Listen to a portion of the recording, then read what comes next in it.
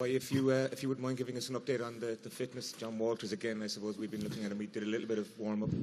Yeah, he obviously done some, which you would have seen the first few minutes, and he did pick that up a bit when you left. So it is very much play it by ear.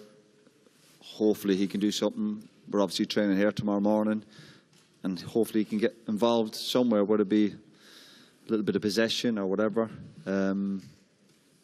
But still very much touch and go. But if you speak to the player, he's improving every day. But of course the game is coming up quickly. How much of a risk would it be, though? Because he told us the injury went in the first minute of the Sweden game.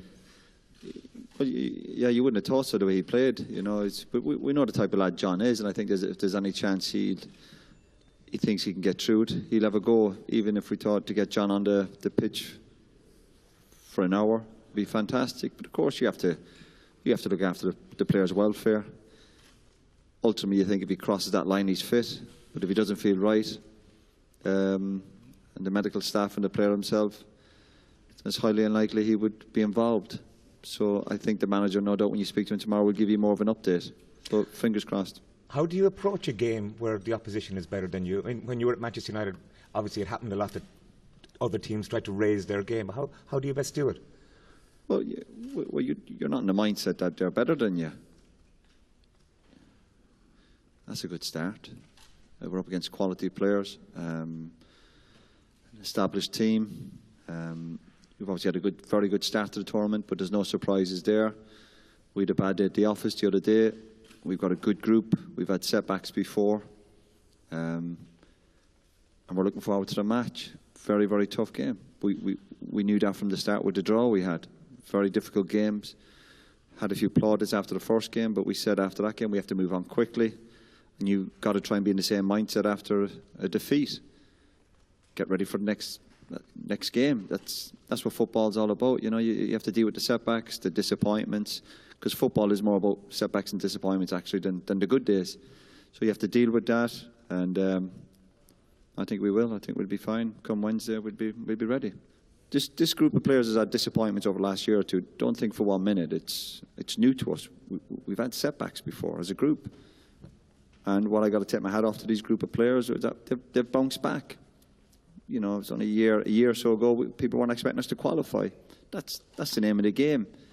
The other day when they had a few plaudits after, we felt a good performance against Sweden. We said the same. You've got to move on quickly in this game, whether it be the highs or the lows. Easier said than done. I appreciate that, particularly when you've had a big disappointment for everybody, for the fans, the manager, the staff, everybody. But I can't wait for the game on Wednesday. It's part of life. You get ready for the next challenge, and I'm really looking forward to it.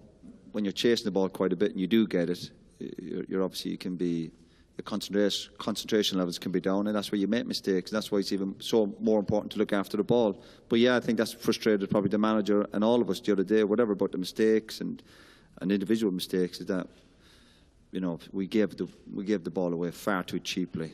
And you speak to most teams and most managers, we do a lot of possession and training anyway, but you've got to take care of the ball. You really have to look after it. No problem giving away when you're trying stuff, when you're 20, 30 yards from goal. But when you're sloppy and in the middle of the park, and it just puts you under massive pressure. And when you give the ball away so cheaply against a good team, you're in big, big trouble. And we got punished for that, because even a couple of goals, we were in kind of decent possession and gave it away cheaply. But that can come just sometimes again from just lack of concentration. We'd had a big game 3 or 4 days earlier. Sometimes, players, we've got to try and get the levels up where lads can play 3 big games in 9 or 10 days.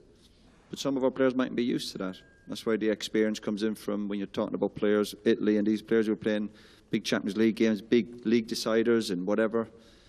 They kind of get used to it. And we want to get our lads to that level. And we got punished for it, which is, I actually enjoy that in sport. I like that side of it where, if you're not at your best, you get punished. That's the name of the game. And we did the other day. But certainly if we're sloppy in possession against Italy, there's a good chance it's going to be the same result. because we're up against quality players, and quality players will punish you. Yeah, my advice would probably be, yeah, take them out. We saw Italy doing against Belgium. A player got a yellow card on the halfway line. He literally jumped all over somebody's back, Belgium, when they were breaking, and then he kicked the ball out of play.